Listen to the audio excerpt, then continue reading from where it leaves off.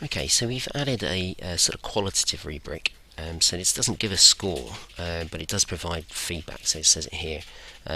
So that's one mechanism, but students are quite score-oriented, as you might suspect. So you can add a different type of rubric.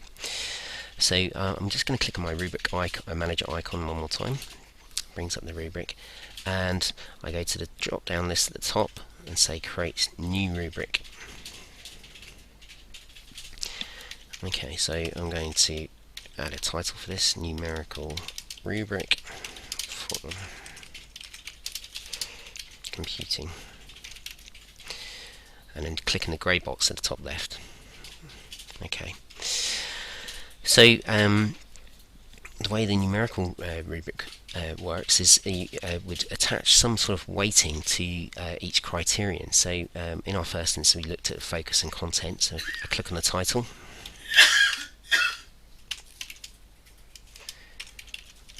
Okay, I add the title of the criterion, and next to that I can say, if I click on the percentage, I can add a figure.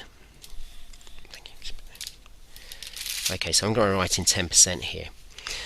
Your criterion, as you work down, should add up to 100%.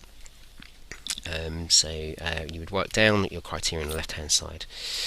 Again, you can still add in statements or in relation to the focus, what constitutes, what is it that you're grading, and that it can be repeated for each criterion. Along the top, along the scale value, we would need to give this a name. So I'm going to put in excellent here, and then if a specific score, say or percentage, so this is giving me say 25, 50 or 100% of that 10% for that criteria. So for excellent I might say this is going to have 100%. For good, in the next scale I might say that this is 50%, and then for poor on the end I might only award 25% of the 10%. Again, you can put in a reason why you're awarding those, so the statements of attainment, if you like. So statement goes here, and then click save. Okay. If you notice, it does prompt you that the criteria rows have to add up to 100.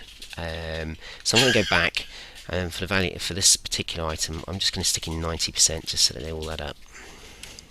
Okay, so click save.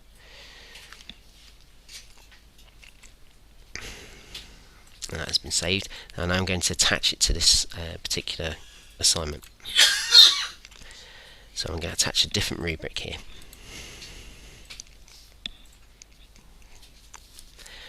So if I close this, I now see the criterion appearing on the right hand side in the right hand column. If I scroll up to the top, I can see for focus and content I could award the student 100% of the weighting.